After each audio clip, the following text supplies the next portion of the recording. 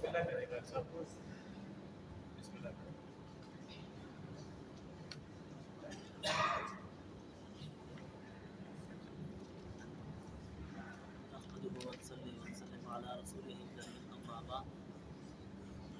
سامعین محترم، جس طرح ہم 6 اسباق پڑھ چکے ہیں، یہ 7واں اسباق ہے، تو یہ جو اسباق ہے 7واں اسباق، یہ بھی درج ذیل اسباق کی طرح یعنی وہی ہے، لیکن اس میں بھی جو الفاظ قرآنی آ رہے ہیں ان کا بھی مطلب اردو کے ساتھ ملتا جلتا ہے، یعنی اردو کے ساتھ وہ بھی الفاظ ملتے ہیں، اور اگر ان کی شیروں میں الف لام کو ختم کر دیا جائے تو وہ اردو والے الفاظ بن جاتے ہیں، اور اگر شیروں میں اردو والے الفاظ کی شیروں میں اگر الف لام داخل کر دیا جائے تو عربی ہے، اور اس کے ساتھ ساتھ اگر اس کا مطلب سامنے لکھ دیا جائے تو وہ آپ حضرات کے لیے زیادہ ایزی ہو جائے گا، اور کچھ جو مشکل الفاظ ہیں ان کا مطلب سامنے دیا گیا ہے تاکہ سمجھنے میں آسانی ہو جائے۔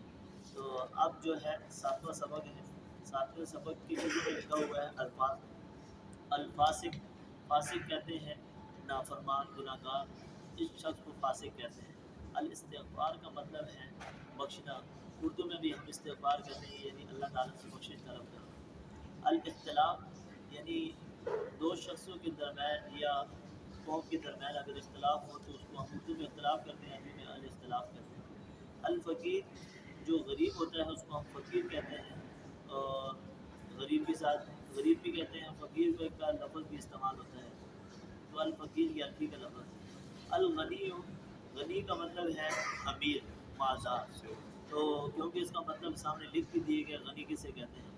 تو الخیانہ، خیانہ کا جو لفظ ہے یہ عربی کا لفظ ہے الخیانہ، یعنی بول داغ، اردو میں اس کو کہتے ہیں خیانت، خیانت کرنا، کسی کے امانت میں خیانت کرنا چاہیے، اس کے ساتھ مطلب مل جائے۔ الخبیث، خبیث کا مطلب ہے ہم کسی کو کہہ بھی سکتے ہیں، یعنی یہ آدمی برا ہے یا یہ کام برا ہے، تو خبیث کا لفظ استعمال ہوتا ہے۔ الولی، ولی کہتے ہیں دوست، اور یہ نیا لفظ ہے تو اس لیے اس کا مطلب سامنے لکھ دیا گیا الولی کیسے کہتے ہیں۔ الحاجہ، یہ عربی میں لفظ ہے، اس کی جو رسم الخط ہے الحاجہ، یعنی اس طرح لکھا گیا، اور اردو میں اس کو کہتے ہیں حاجت، یعنی انسان کی جو ضروریات ہیں اس کے ساتھ اس کا مطلب ہے۔ الظن، ظن کا مطلب ہے گمان کرنا، اردو میں ہم کہتے ہیں فلاں شخص نے فلاں کے بارے میں گمان کیا ہے، اچھا گمان رکھنا یا برا گمان رکھنا، اور اس کو کہتے ہیں الظن عربی میں۔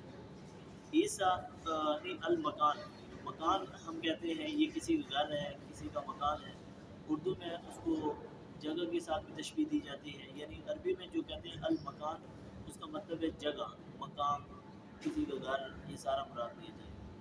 الرضوان، ہم عربی میں کہتے ہیں الرضوان، اس کا مطلب ہے رضامندی، اللہ کی خوشنودی، اس کے ساتھ اس کا مطلب تشبیہ کی گئی۔ الاکثر، اکثر کا مطلب ہے یہ بہت زیادہ ہے، یہ اکثر ہے، تو زیادہ کے ساتھ الاکثر کو تشبیہ دی جاتی ہے۔ عیسیٰ، کبھی کبھی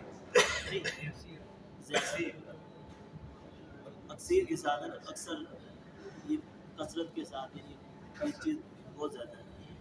اب دیکھ لیں یہ جو نام ہے انسانوں کے نام، جیسے حضرت عیسیٰ علیہ السلام کا، تو اس میں الف لام نہیں ہے، کیونکہ یہ نام ہے کسی مقام کا نام، جیسے پیچھے آیا تھا قریش، قریش خاندان کا نام، اب وہاں پر الف لام نہیں داخل کی۔ اسی طرح عیسیٰ علیہ السلام، یہ جتنے بھی پیغمبر ہیں یہ انسانوں کے نام ہیں، ان میں الف لام نہیں آتا ہے، اور یہ عربی کا لفظ ہے۔ الوالدہ، ہم اردو میں والدہ کہتے ہیں، یہ میری والدہ ہے یا میری ماں ہے، ماں کے ساتھ بھی ماں بھی بولتے ہیں، والدہ بھی بولتے ہیں، تو عربی میں کہتے ہیں الوالدہ، یعنی شروع میں الف لام لگا۔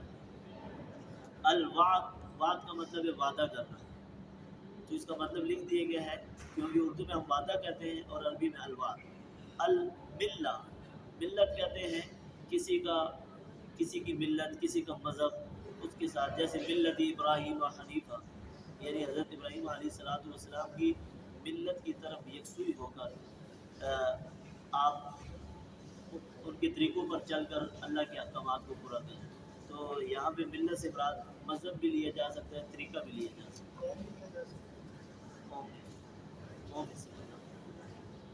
العظیم، اس سے مراد ہے عظمت والا، یعنی کسی کے کام میں بہت عظیم کام ہے، یہ عظمت والا کام ہے، اس کے ساتھ تشبیہ دی گئی۔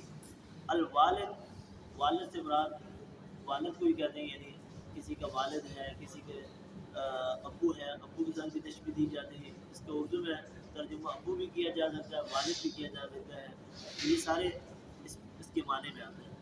المسلم، مسلم سے مسلمان بھی مراد ہے، یعنی اللہ کے آگے جھکنے والا، اللہ کے احکامات کو پورا کرنے والا، اس سے مسلم مراد ہے۔ العشاء، عشاء سے مراد رات کی نماز، یعنی ہم عشاء کسے کہتے ہیں؟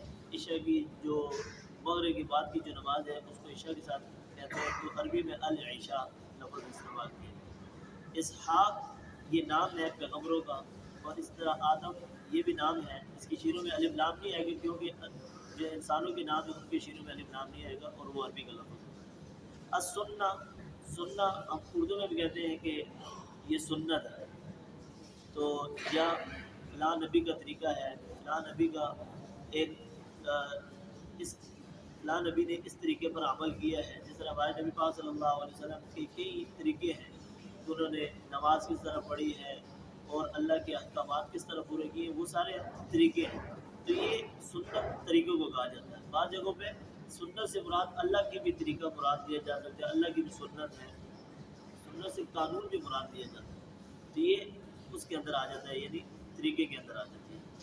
الحسنہ، حسن کا مطلب ہے اچھا، یہ کام بہت اچھا ہے، تو اس سے حسن سے اچھا ہی مراد ہے۔ التفصیل، یعنی کسی گفتگو کے اندر بہت سارا، یعنی گفتگو کو بہت لمبا کر دینا، اس کو تفصیل کہتے ہیں۔ اور الحکمہ، یعنی یہ اللہ کی طرف سے دنائی ہے، حکمت ہے، اللہ کا حکمت ہے، کسی انسان کو اللہ حکمت عطا فرما دیتے ہیں، تو اس سے حکمت مراد ہے۔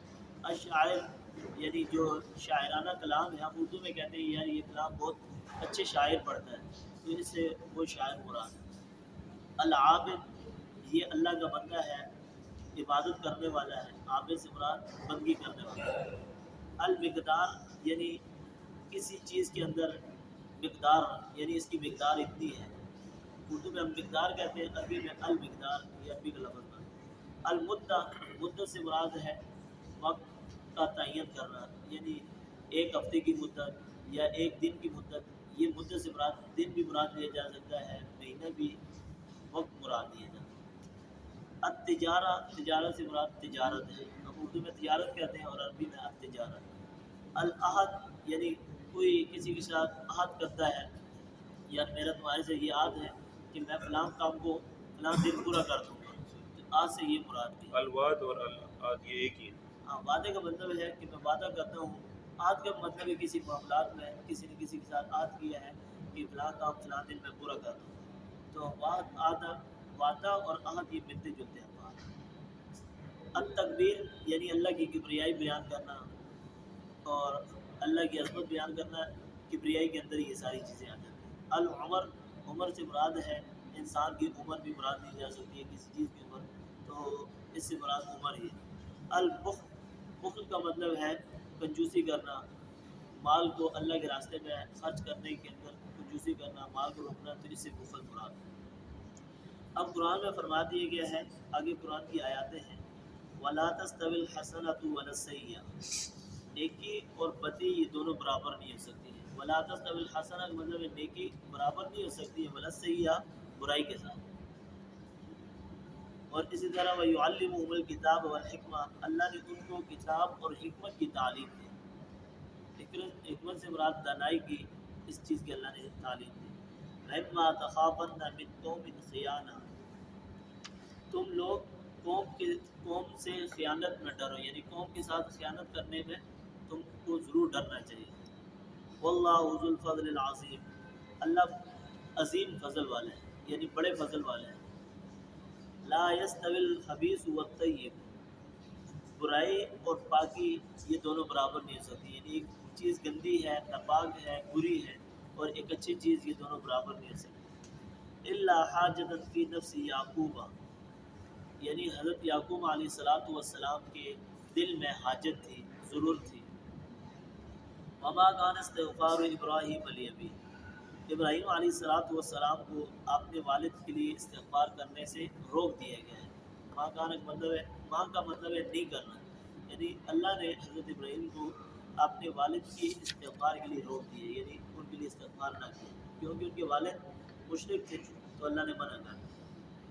انی ترکت ملت قومی ملت قوم لا یؤمنون باللہ۔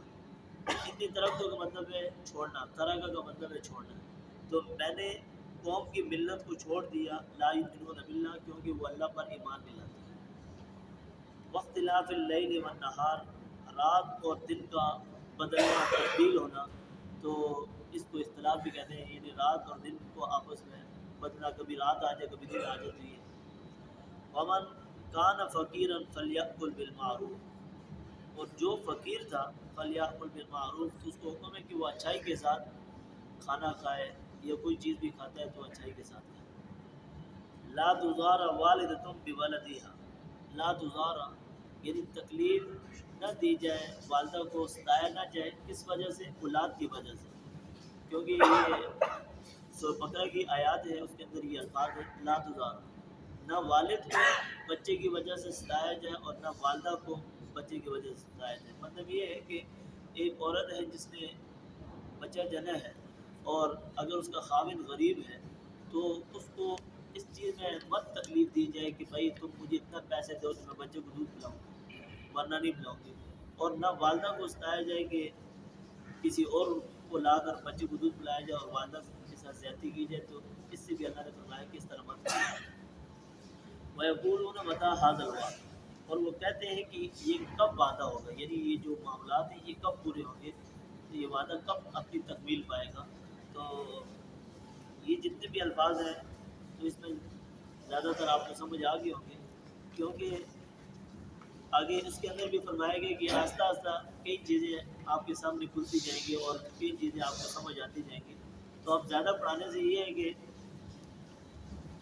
وہ چیزیں زیادہ کٹھی ہو جائیں گی، مشکل ہو جائے گا، کہ دن بدن تھوڑا تھوڑا ایک ایک سبق کا مطالعہ کر کے بندہ آئے، تاکہ آپ کے لیے بھی یہ ہو جائے اور قرآن سمجھنے میں بھی آپ کے لیے آسانی ہے۔ اور اسے لفظوں کی پہچان بھی بہت ضروری ہے۔ جزاک اللہ۔ الحمدللہ رب العالمین والصلاۃ والسلام علی سیدنا الانبیاء والمرسلین۔ یا الہ العالمین، ہماری زندگی سے ہمیشہ کبیرہ گناہ ہے، سب کو معاف فرما، اپنے بچے کو جتنے حسنات عطا فرما۔ یا الہ العالمین، ہم سب کے ساتھ والے معاملات کا عطا فرما، ہمارے جتنے بھائی کے کاروبار کے اعتبار سے پریشان ہیں، کے کاروبار میں برکت عطا فرما، جو بے روزگار ہیں حلال روزگار عطا فرما۔ یا الہ العالمین، جو بے اولاد ہیں اولاد عطا فرما، جن کی اولادیں ہیں انہیں صالح بنا۔ یا الہ العالمین، بالخصوص ہمیں یہ قرآن پاک سمجھنے کی اور اس پر عمل کرنے کی توفیق عطا فرما۔ یا الہ العالمین، اسلام پاک کی برکت سے ہمارے فلسطین کے مسلمان بھائیوں کی مدد فرما، انہیں کامیابی عطا فرما، ان کی مشکلات کو دور فرما۔ جو ظالم ہے یا الہ العالمین انہیں جو برباد فرما۔ یا الہ العالمین، جو مانگے وہ بھی عطا فرما، جو نہیں مانگ سکے وہ بھی عطا فرما۔ وصلی اللہ تعالیٰ علی سیدنا محمد وعلی آلہ وصحبہ۔